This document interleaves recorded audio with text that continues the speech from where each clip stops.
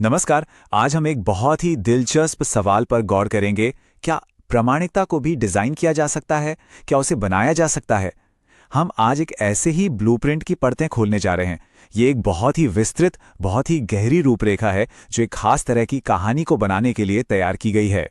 तो इस पूरी प्रक्रिया का, इस पूरी इंजीनियरिंग का असल मकसद क्या है? देखिए, लक्ष्य है एक ऐसी कहानी कहना जो सांस्कृतिक रूप से निहित और सम्मानजनक हो। मतलब जो हमारी मिट्टी, हमारे मौसम और लोगों की रोजमर्रा की जिंदगी और उनकी गरिमा से जुड़ी हो। ये सुनने में एक बहुत मानवीय लक्ष्य लगता है, जो ये बताता है कि आखिर में जो चीज बनेगी वो महसूस कैसी होनी चाहिए। तो सवाल ये उठता है कि इतनी मानवीय, इतनी जमीन से जुड़ी कहानी बनाने के लिए आखिर चाहिए क्या? और इसका जवाब कोई मामूली स्क्रिप्ट नहीं है। नहीं, इसके पीछे एक पूरी की पूरी इंजीनियरिंग प्रक्रिया है। इस इंजीनियरिंग की जो पहली परत है वो है आवाज। मतलब एक ऐसा व्यक्तित्व गढ़ना जो इस कहानी को सुनाएगा। और ये ब्लूप्रिंट साफ कहता है कि ये आवाज किसी की भी नहीं हो सकती। ये एक अनुभवी भारतीय राजनीतिक रणनीतिकार, एक चुनाव विश्लेषक और एक राजनीतिक अर्थशास्त्री की होनी चाहिए। एक ऐसी आवाज जिसमें एक ठहराव हो, एक शांत अधिकार हो और जिस पर भरोसा किया जा सके। और यहीं पे ये व्यक्तित्व और भी दिलचस्प हो जाता है। इसमें एक दोहरापन है। एक तरफ इसे लोगों के लिए हमदर्दी रखनी है, मानवीय होना है, तो दूसरी तरफ इसे बिल्कुल कठोर, डेटा पर आधारित नियमों पर चलना है। और इसी संतुलन से एक अनोखी और भरोसेमंद आवाज तैयार होती है। सोचिए, ये ब्लूप्रिंट इतना सटीक है कि ये आवाज के उतार चढ़ाव और बोलने की रफ्तार को भी कंट्रोल करता है। जैसे कि जब हमदर्दी दिखानी हो तो धीरे बोलना है, और जब कोई रूपरेखा समझानी हो तो थोड़ा तेज। हर एहसास को, हर भावना को पहले से ही डिजाइन किया गया है। तो ठीक है, आवाज तो तैयार हो गई, लेकिन इस आवाज को क्या कहने की इजाजत नहीं है। और यहीं पर इस ब्लूप्रिंट का सबसे सख्त नियम सामने आता है। एक ऐसा नियम जिसे कहानी के मानवीय एहसास को बचाने के लिए बनाया गया है। इसे कंटेंट फायरवॉल कहा गया है, और इसका एक ही काम है, ऐसे किसी भी शब्द पर पूरी तरह से रोक लगाना जिससे ये पता चल सके कि ये कंटेंट बना कैसे या कहां से आया है। और ये कोई छोटा मोटा नियम नहीं है।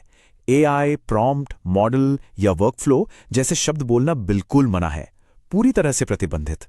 इन्हें किसी भी हाल में इस्तेमाल नहीं किया जा सकता, ताकि बनाने की प्रक्रिया का कोई भी निशान कहानी में बाकी ना रहे।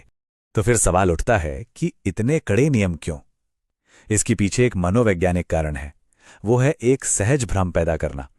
एक ऐसा अनुभव देना जहां सुनने वाले को ये लगे ही नहीं कि ये कहानी किसी प्रक्रिया से गुजर कर आई है, बल्कि ये लगे कि वो सीधे एक इंसान से ही बात कर रहा है। चलिए, अब हमारे पास एक डिजाइन की हुई आवाज है और कुछ नियम है कि क्या नहीं कहना है। अब आते हैं कहानी के ढांचे पर, उसकी संरचना पर, जिसे किसी इमारत के नक्शे की तरह पूरी सटीकता के साथ बनाया गया है। और ये सटीकता सच में हैरान करने वाली है। कहानी की जो कुल लंबाई है वो 18 मिनट 45 सेकंड से लेकर 19 मिनट 20 सेकंड के बीच ही होनी चाहिए। इसमें कोई गुंजाइश नहीं है, एक एक सेकंड का हिसाब रखा गया है। इस लगभग 19 मिनट की कहानी का हर एक पल पहले से तय है। परिचय कब देना है, मुख्य विश्लेषण कब आएगा, और कहानी के अंत में कॉल टू एक्शन कब देना है। हर मिनट का मकसद पहले से ही निश्चित है। अच्छा, एक सटीक ढांचा तो बन गया, लेकिन सुनने वाले इस पर भरोसा कैसे करेंगे?